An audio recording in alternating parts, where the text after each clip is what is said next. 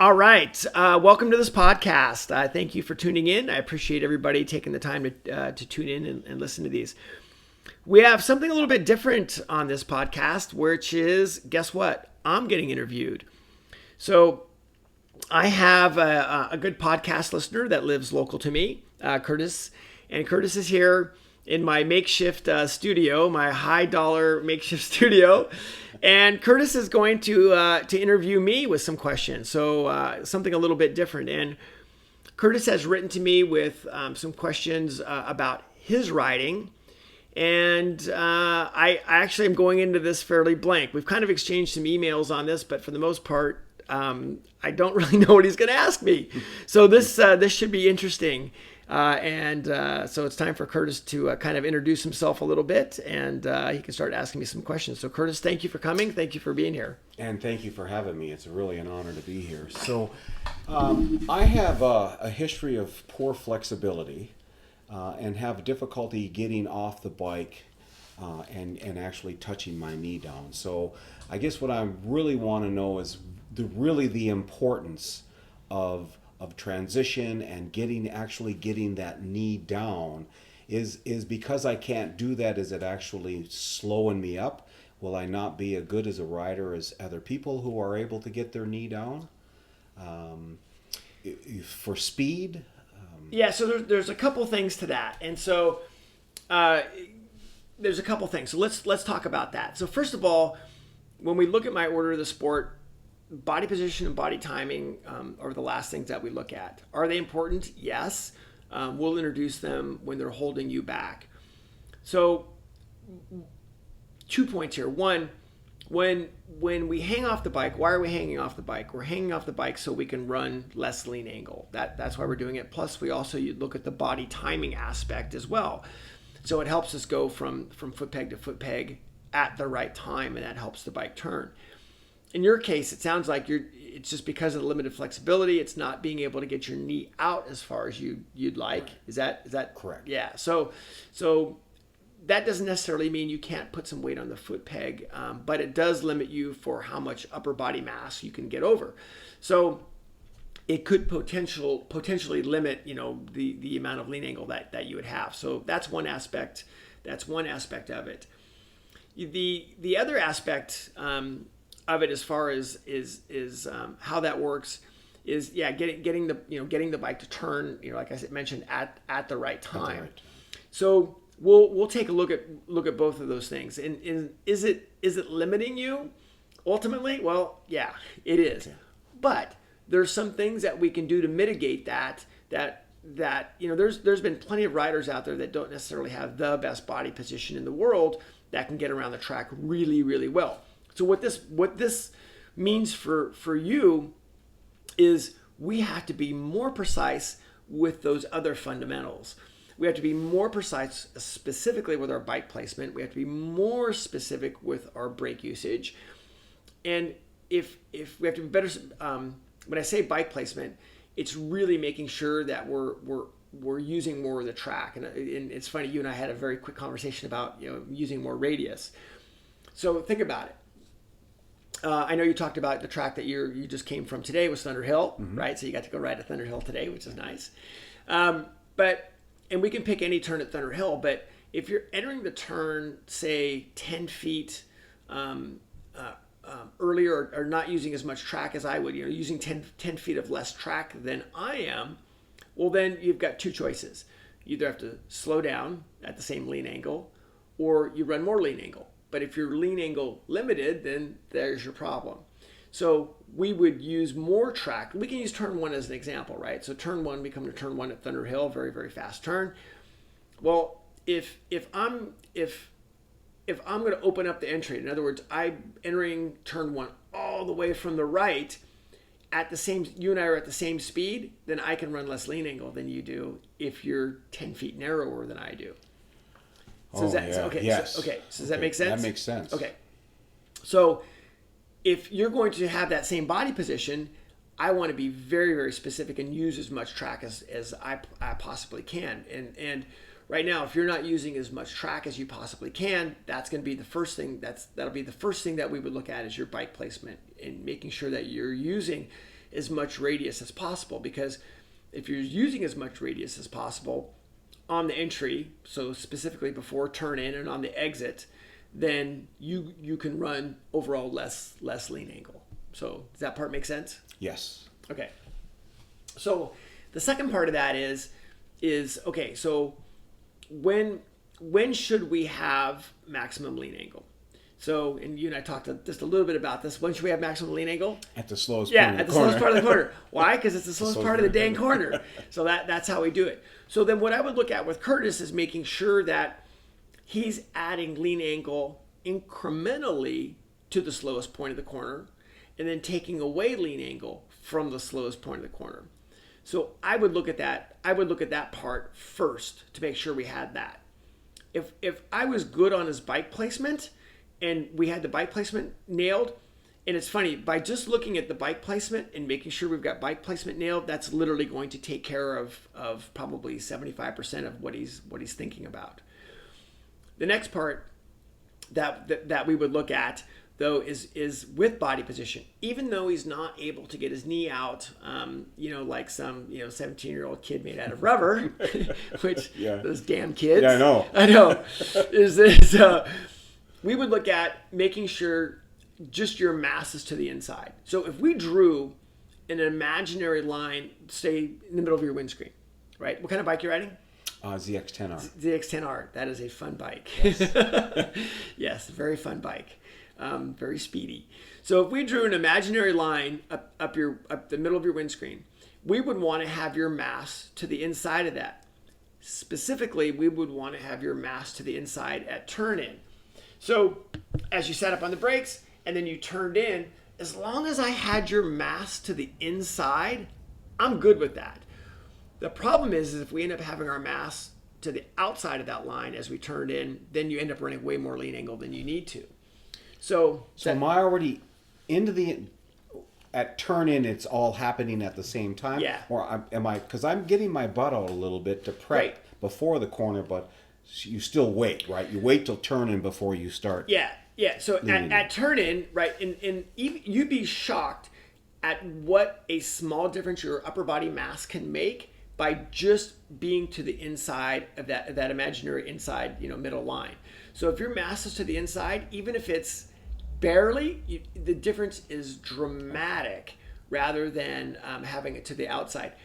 It's funny. This is kind of a funny story, but you think, like suspension adjustments. When you make it a suspension adjustments, like a 2 millimeter ride heights change is actually a fairly big change, right? Yes. 2 millimeters. But yet, if you can move your body 40 millimeters or 80 millimeters, that's huge. So by just having your upper body to the inside and having a little bit of weight on that inside peg is massive. And we would initiate that on turn in. So you'd sit up on the brakes. And then if you just were able to keep your mass to the inside at turn in and kept it that way throughout the corner, it'd be a huge step in reducing lean angle overall.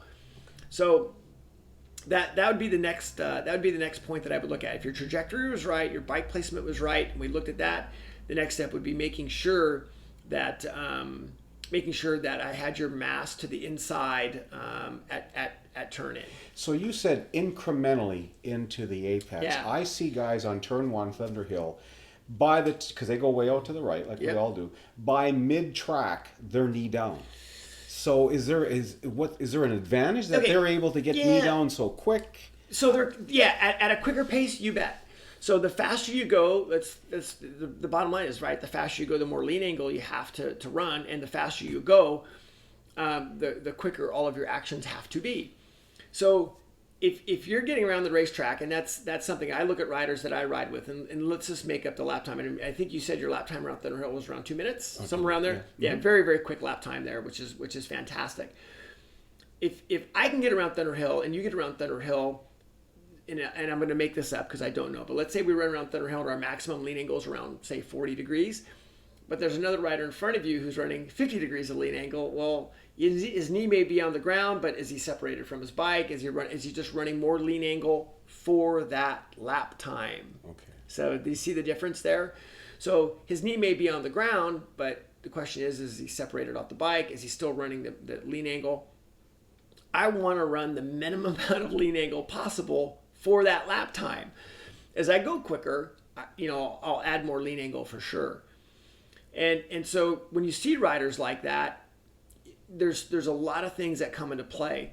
When is their knee on the ground? So you said their knee's on the ground on the entry. Well, when on the entry? Is their knee on the ground at the apex? Is their knee on the ground after the apex? So is that the rider that you're just, let's make up, right? So the rider that you're sort of envisioning or talking about, is he running the same lap time you are? Oh, he's faster than I am. Yeah, he's faster than you. Okay. Yeah. Well, if that rider's faster than you, yes, his knee is going to be on the ground sooner because he has to run more lean angle than you do. That's the bottom line. So what we would do with you is again making sure your trajectory is right, making sure your mass is to the inside, and then we'll talk about a couple of other little things with your foot position and inside arm as well. So kind of going back to that other rider, it's I want you to think about when is your knee on the ground. And the idea is when you go to start to pick up the throttle and drive off the corner, if you're adding throttle points, your knee should not be on the ground. If your knee's on the ground after the apex on exit corners, that's not good. So that means your trajectory's off, or you don't have the bike slowed and pointed as you should. So knee on the ground early is fine, especially as the lap time comes up. But how long is the knee on the ground? Is the knee on the ground at the slowest part of the corner? And does the knee come off as they start to add drive throttle? Does that part make sense? Yes, that makes a lot of sense. So the other parts that can kind of help us out a little bit is one, we mentioned it, keeping your mass to the inside. Two, inside foot position will be a really, really big deal. Is making sure the inside foot, there's weight on the inside foot. If you're not going to use your not be able to hang off as much or get your knee out as much, you can still use a lot of foot pressure. Scott Russell uses, even though Scott doesn't hang off a ton, the faster he goes and where he does hang off, but Scott uses his feet quite a bit. He'll go through 2-3 sets of boots a year because he's using the feet. Quite a bit. So and foot to foot. Yeah. Okay, so I think one of the things that you had talked about in one of your emails was, okay, how does the transitions work? Right? So in other words, how does the transitions, am I using my arms, am I using my feet, legs, how does that all work? And where that really starts off with is we really work our feet first. So the transition at Thunder Hill, there's two great transitions, turn 3 to turn 4, where you're going from right to left in 3 to 4, and then in the S's there, which are very high speed, 11, 12, 13, you're going left, right, left. And the way that would start off with, and it's important that we get to understand that there actually is a pathway for this, So if you're thinking, well, gosh, I'm just trying to get my knee down on each one of those, and I'm just going to fight to throw the bike down and get it on my knee, we have to start building this. And as you go from turn 11 to left, turn 12 right, turn 13 left, it's going to be foot peg to foot peg. So we'll start off with foot pressure, right? Foot peg to foot peg. It's up and over, foot peg to foot peg. And then as we get quicker, we think about using our outside thigh. So then it goes from foot peg to thigh to thigh. And I think, that's something that you hadn't sort of thought about yet. No. In my head, I've thought about. I knew that my thigh should play a role, but I haven't gotten there yet. I'm still trying, because I did a 2-up with you, and I'm still trying to mimic how your foot just dropped that bike over. And so that's the funny thing is, right, on 2-up rides, we really can't use our body that much, right? But I can use my feet and my thighs a lot. Went way over, yeah. Correct. And so it starts off with foot to foot, right, left to right, foot to foot. And then as we go, I'm going to go from thigh to thigh. And when I go from thigh to thigh, it might be, in my case, because I do work very, very hard on my flexibility, let's just say I'm going from left to right. And when I go from left to right, it's 10 inches, whatever it is. If your case, it's 4 inches, but you still can get your thigh engaged. And so the feeling then goes from thigh against the tank, thigh against the tank. And that movement, if you time it correctly going left to right, is going to help the bike turn in that. So think foot to foot first. Then as you get quicker, grip gets better, confidence gets better, lap time gets better. Then it goes from thigh to thigh. Okay. And that speeds up the bike turning from left to right. Then, as you go even quicker, and that's what you'll see these guys, these super quick, super fast guys, watch MotoGP. So MotoGP is not worried about foot to foot. They're not worried about thigh to thigh. They're worried about knee to knee. Knee to knee. Yeah, right. The bike goes from all the way to the left, maximum lean angle, all the way to the right, maximum lean angle in a very, very short amount of time. Yes, they have all those, they're professional riders, obviously. They're very used to doing this. But that's the feeling they're looking for. The ultimate feeling is getting the bike to turn very quickly, is going from knee on the ground all the way to the left, knee on the ground all the way to the right, or from right to left. And it ends up being knee to knee. But we have to build a pathway to do it. Yeah. If you don't know, and you're just going to go out there and go, dude, I'm going to go out there and go knee to knee, it's probably not going to end very well. Yeah. So we'll start off with foot to foot, thigh to thigh, and then knee to knee. And that is a really great pathway to build on that. So. One more question on that. Envisioning in my head and watching MotoGP, it seemed like they actually, before they turned in, that they got the bike tilted. And that's where the word transition too, that almost that before they turned in, the bike transitioned a little bit and then they turned in. And then I just heard your last podcast when you talked about fading. Then I'm thinking, okay, so now I'm off. Yeah. Now I don't know what I'm talking about. Yeah, no. So yeah, two completely different things. And you'll watch some of the MotoGP guys, and of course it's very corner specific, all the different things that are going on, whether their legs dangling, all that's going on. But yeah, you'll see them give some sort of input, whether it's a little bit of bar input or a little bit of foot peg pressure, outside thigh pressure. They may take the bike off center a little bit. They're going so darn fast. There's so much force into the bike that they need to start the process very, very early. Also, think about it. The major part of the contact patch of the tire is not straight up and down. The major part of the contact patch of the tire is when you're slightly leaned over. So they're going to fight for that maximum part of the contact patch, and that may be when the bike is slightly leaned over and they're trying to get it in that sweet spot as well. So you'll see them take the bike off center, but when they make their turn in, they're going to make it in one deliberate movement. Yeah, one deliberate movement over. They're not going to turn the bike in, then pick it up and go back down. No, it's one. It's absolutely one specific deliberate movement. But what you're talking about is when you taking the bike off center. And even I've gotten to the pace where I've done that, is I'm going to try to put the bike on the maximum contact patch, and the maximum contact patch is not straight up and down. It's when we're just a little bit off center of that. Okay. So. What other questions have we got? I know we've talked too much because I always talk too damn much, but you got anything else for me? I think we covered most of it. Like the other one was just when you were saying 12, 13, I see people getting their knee down, and I'm just trying to figure out, do they really, is it because they're going that fast? Because that's not a sharp corner. That's a straight line for me. Yeah, so we talked about that. And I think, when I go through there and, at the same, lap time that you're doing, I'm going to have very little lean angle. And of course, my goal is I want to run the least amount of lean angle possible for that pace, right? I want to reduce my risk. And so as I go quicker, and I'm going to make it up, right? So I go through there at a 2-minute lap time, and let's say I go through those S's at 10 degrees of lean angle.